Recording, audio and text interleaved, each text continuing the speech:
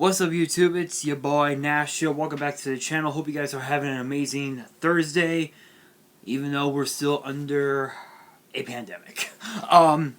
So today's Yu-Gi-Oh video, there's a lot to talk about, including a brand new Prank Kids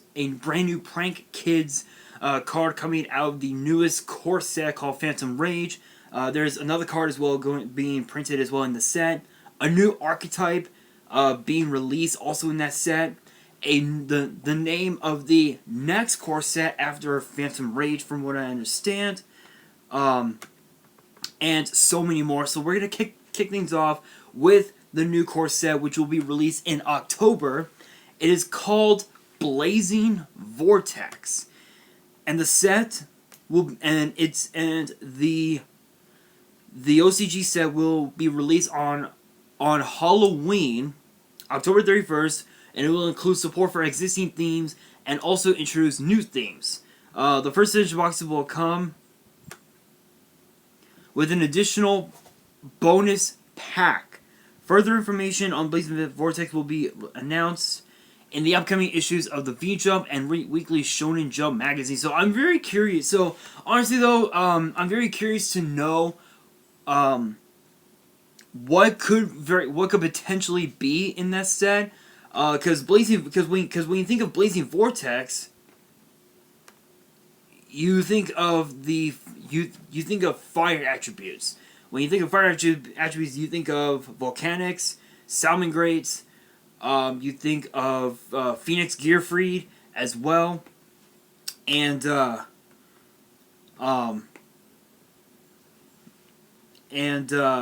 you also have to think about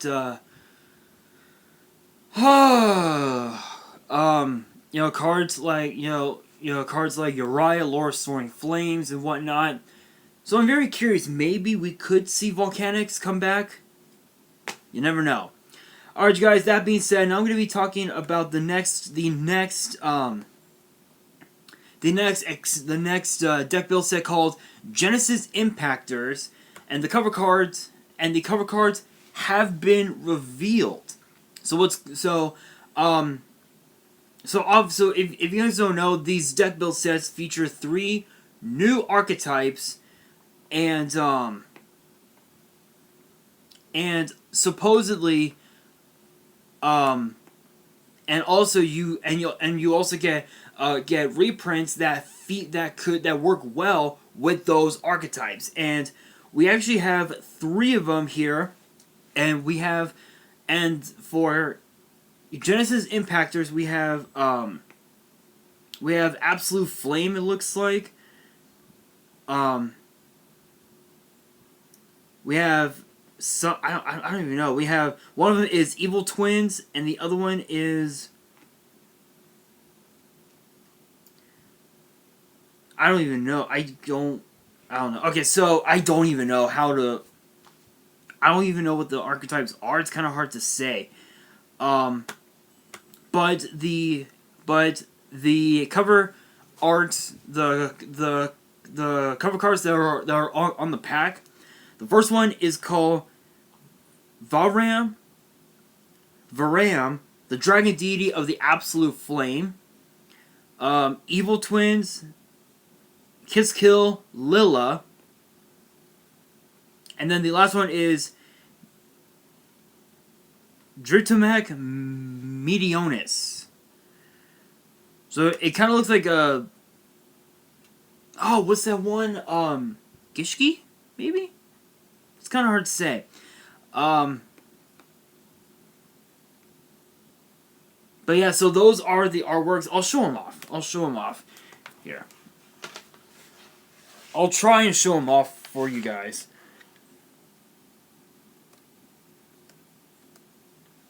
No, wrong way. Sorry, wrong way. But yeah, these are the cover arts for the pack. That's basically the cover art, basically. As far as what the reprints could be, it's kind of too early to say. because from what I understand, I believe this set won't be released for another few months. So we don't really know what will be in the set in terms of the in terms of the in terms in terms of the reprints anyway. It's hard to say. It's hard to say, but you never know. You never know what could be in deck build sets. Excuse me. Like I know that with Dark Saviors we had cards like Allure of Darkness, I think, Dark World Dealings, the beginning of the end. I think Twin Twister was in there. Morphine Jar, I think, was in there as well. There were so many awesome reprints that worked well with the for hires, the new zombie, the new vampire archetype, and also the Sky Strikers as well. So you never know. Anyway, guys, now out of Phantom Rage, we have a brand new archetype here, and it's called Datascape.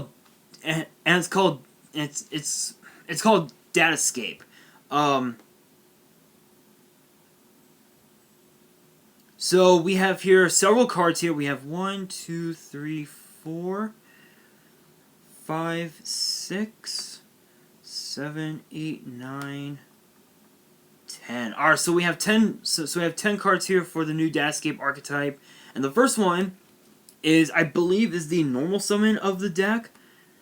Is called Datascape Lady Rui. It is a level 3 wind attribute psychic tuner with 1600 attack, 1600 defense, and its effect is a hard once per turn. If this card is in your hand, you can target one Datascape card you control. You cannot special summon monsters for the rest of the turn except level or rank 3 or higher monsters. Also send one Datascape card that is a different card type, monster, spell, or trap from your deck to the grave. And if you do special summon this card, then you can add a Datascape card that is a different card type from the target and the card sent to the grave from your deck to your hand.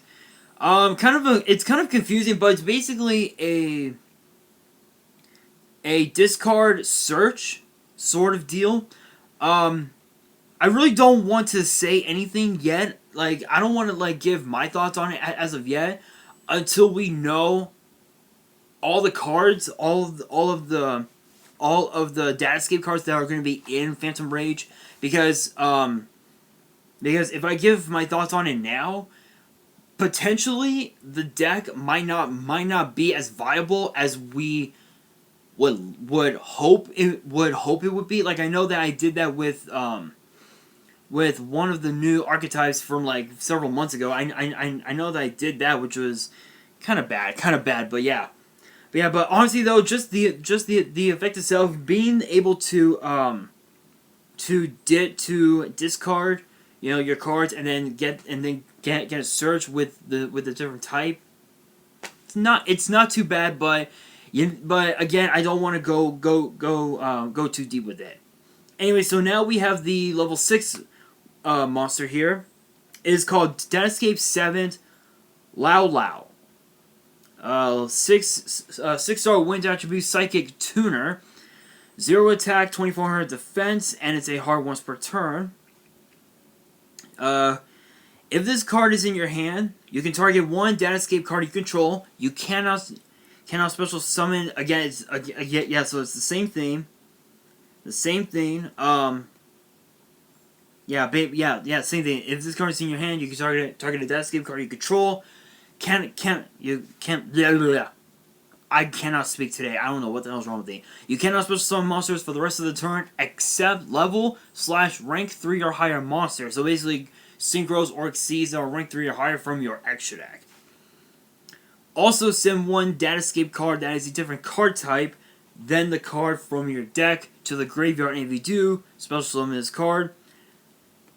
Then you can special summon from your graveyard one Datascape monster with a different name than the card you sent to the grave in defense, but its effects are negated. So obviously you will want to So obviously the effects are the same, but the last part of each effect is completely different. which is actually kind of cool. Which is actually kind of cool. So the third one here is Datascape ZZ. What the hell? Okay, that's weird. Okay, so this one is a 3-star earthworm monster. 1,000 attack, 1,600 defense, hard once per turn. Pretty much the same thing. However, this last part here says also during the end phase of this turn, you can add one Datascape monster from your grave to your hand, except ZZZ.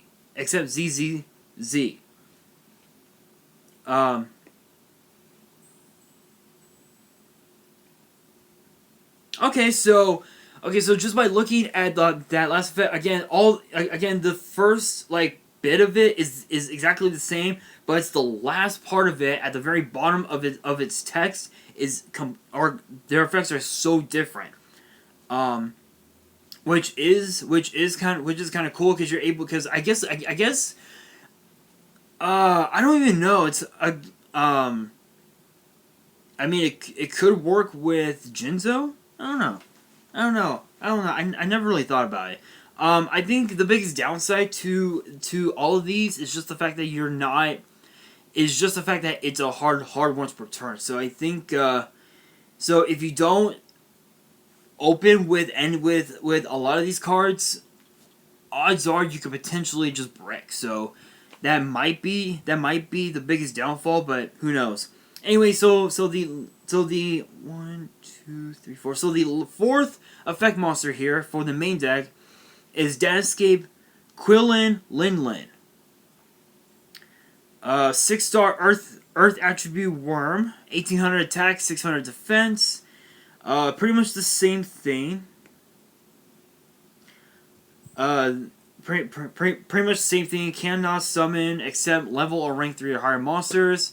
Send a Datascape card from your deck to the grave. Special summon the card. Then you can send a Datascape card that is a different type from the target. Send it from the deck to the grave, except Quillin Linlin. So that's kind of cool.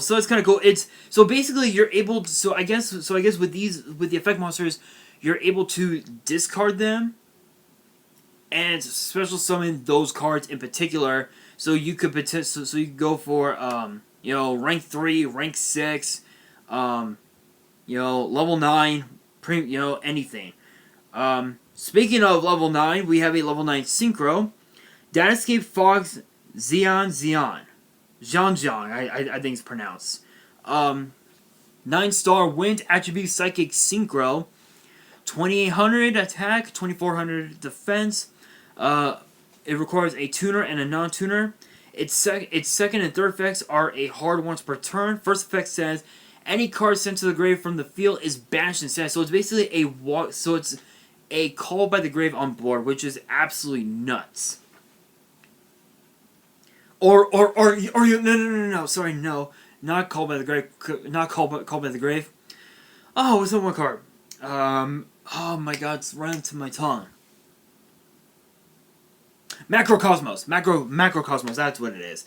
Literally, it's a walking Macrocosmos on board, which is nuts. Second effect says when a monster you control declares an attack, you can return one of either player's banished monsters to the grave. So obviously, if you use that effect, you want to target your cards, not your opponents. Because if you target your opponents, it's not gonna end well for you. Third effect during your main phase, except during the turn this card was sent to the grave, you can banish two other monsters with different original type and attributes from your grave. Special summon this card from your grave, so it's a walking monster reborn, which is really good, really good. Now we have the first of 2 Xyz monsters for the deck, Datascape Shell YuGiOh. Rank 3 Earth attribute worm, Xyz, 1,000 attack, 2,400 defense. 2 or more level 3 monsters. First effect says, once per turn, you can detach a material from this card, then target a face-up monster you control. It cannot be destroyed by battle until until the end of your opponent's turn. Second effect is once per turn after damage cal. If this card battles an opponent's monster and there are 2 or more monsters with the same original type and attribute in your grave, you can banish that opponent's monster. So basically, this is so this card is basically a Eater of Millions, where it doesn't matter how many attack points Eater has. Once it attacks an opponent's monster, it's banished. It's banished right off the bat. So that's pretty cool. I think the biggest downside to it is just the fact that you need to have a good amount of level 3 monsters to summon it, and you also have to have monsters with the same original type and attribute in your graveyard. So that's a big downfall because those cards could easily be banished or it could go back into the deck. And then the last one is Datascape Phoenix Fang Fang. Rank 6, Earth Attribute Worm exceeds 2600 attack, 2000 defense, 2 or more level 6 monsters. Second effect is a hard once per turn. First effect says once per turn you can detach 2 materials from this card, then target 1 face-up card your opponent controls and 1 card in either grave, banish them. Call by the grave. Really good. If this exceeds summon card is destroyed by an opponent's attacking monster's attack or an opponent's card effect, you can special summon 2 Datascape monsters with the same original type and attribute from your deck. Again, I don't really want to talk about it a whole lot just because we don't really know much about the archetype or its story, if you will. So if you guys do know, let me know in the comments below because I don't even know. I don't know much about it. This might be the new archetype coming out of the YuGiOh 7s era, which is possible, but I honestly couldn't tell you. Now moving on to the spells. There are 2 spells and a trap as of now. So the first one is Datascape Capital Zhulong. It's a normal spell, and the card itself is a hard once per turn. Plays 1 Datascape Gate card directly from your deck, face up in your spell trap zone, then apply the following effects in sequence based on how many gate cards you control. 2 or more Datascape monsters you control gain 200 attack points for the rest of the turn. 3 or more, send the top 3 cards from your deck to the grave. 4, special summon up to 4 Datascape monsters with different names from your extra deck. Whoa, that's crazy. And what's crazy is that there is actually another Datascape. There's that, and what's crazy is that one of the Datascape gates is Jinlong. Quinlong. I believe it's called Quinlong. Which is in which I guess the Datascape gates are continuous, so you can use these over and over again. Both of its effects, both of Quinlong's effects, are hard once per turns. You can manage 1 Datascape card from your grave, then target a face-up monster on the field. Negate effects until the end of the turn. So it's kind of like an effect veiler. It's a continuous effect veiler, so that's kind of cool.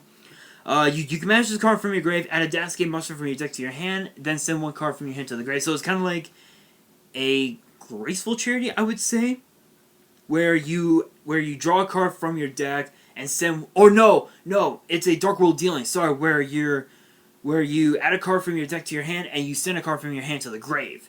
So that's pretty cool. And then the other Datascape gate, which I guess is the trap card, is called Zukyu.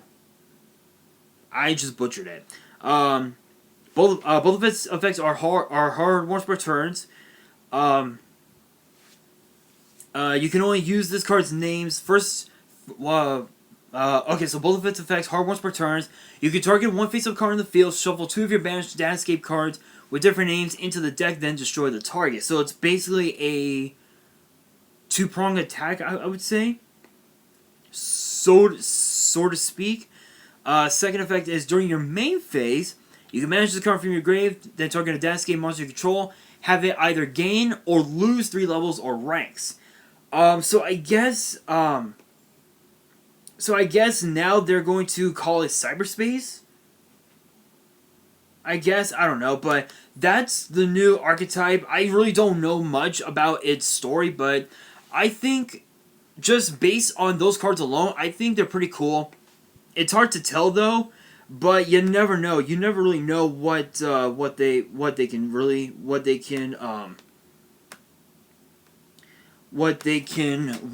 really do. But anyway, guys, now I'm going to be talking about the two other new cards that are coming out of Phantom Rage. And the first one is actually nephthys support, which is called Connector of Nephthys, I believe is the name of it.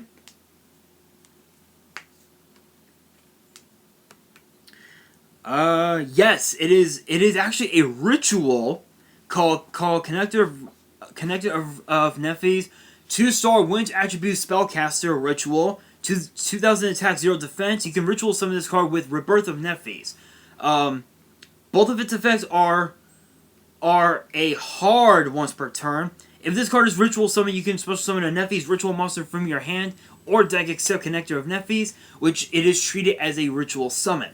If this card is tributed by or destroyed by a Nephthys card's effect, you can activate this effect. During the next standby phase, destroy up to one Nephthys card, each from your hand, deck, and field except ritual monster. So it's basically a board wipe for your own deck, so you will be able to make an even better board, so to speak.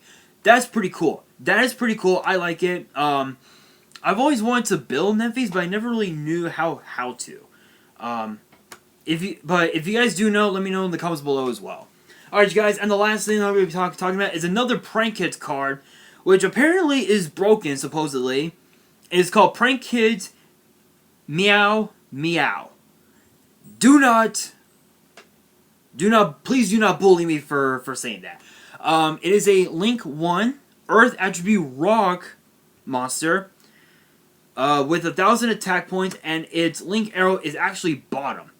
And it requires one level 4 or lower Prank Kids monster. You can only Link summon Prank Kids Meow Meow once per turn. You can only use the effect once per turn. If a Prank Kids monster you control would tribute itself to activate its effect during the opponent's turn, you can banish this card from your field or graveyard instead.